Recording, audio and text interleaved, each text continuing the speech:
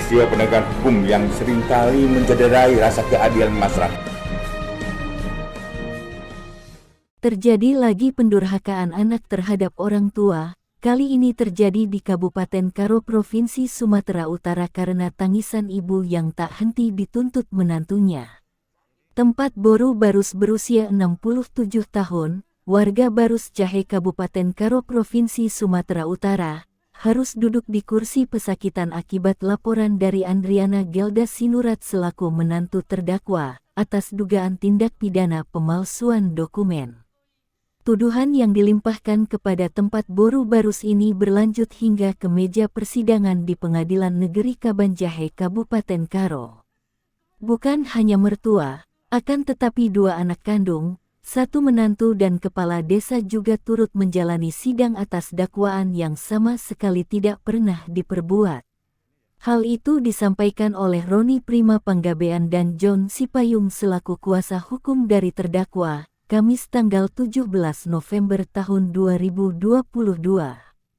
Para kuasa hukum dari terdakwa ini pun mengaku bahwasanya tuduhan yang dimaksud tidak benar dan tidak dapat dibuktikan sama sekali, karena dokumen tersebut semua asli dan telah diperlihatkan di persidangan. Kabanjahe, Net 24 Jam mengabarkan.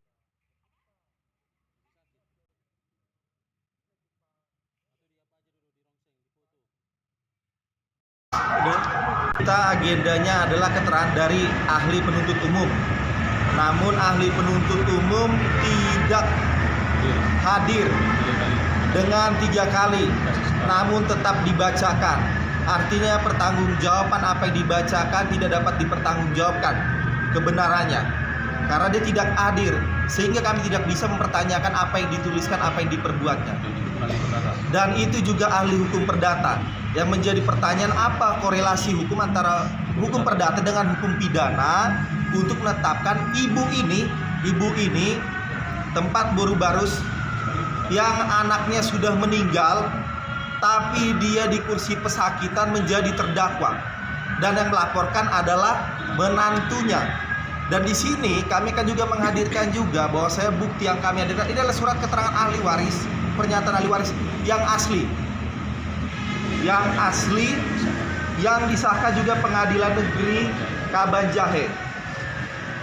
Dan ini adalah asli. Yang menjadi pertanyaan kami, ini ibu kandung anak yang tidak mengerti apa-apa. Meninggal pun anaknya dia juga tidak tahu apa-apa. Sekarang dia dilaporkan oleh menantunya pemalsuan dokumen. Apakah mungkin seorang ibu kandung memalsukan dokumen anak kandungnya sendiri, anaknya yang sudah meninggal? Coba kita bayangkan betapa kejamnya penegakan hukum di Kejaksaan Negeri Karo ini, sehingga ibu ini yang tidak tahu apa-apa, anaknya meninggal, tapi dia dilaporkan pemalsuan dokumen, tapi dokumen-dokumen asli.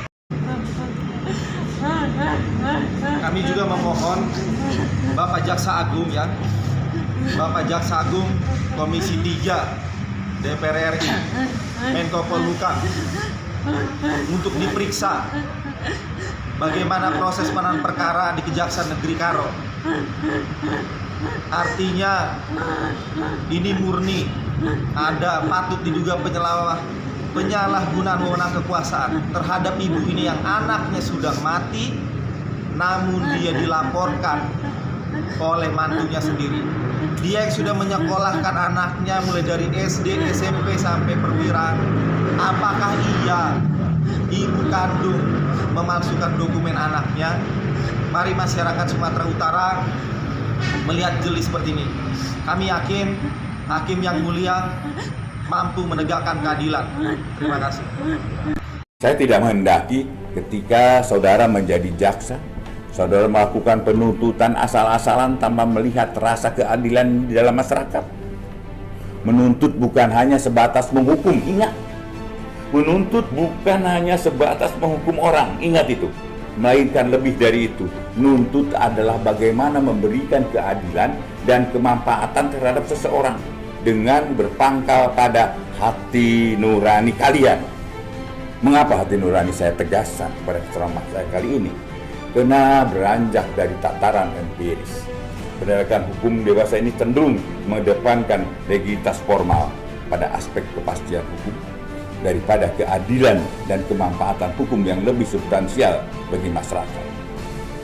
Kita tidak dapat menutup mata dari sejarah kelam penegakan hukum yang berkembang di Indonesia. Telah terjadi beberapa kali peristiwa penegakan hukum yang seringkali mencederai rasa keadilan masyarakat.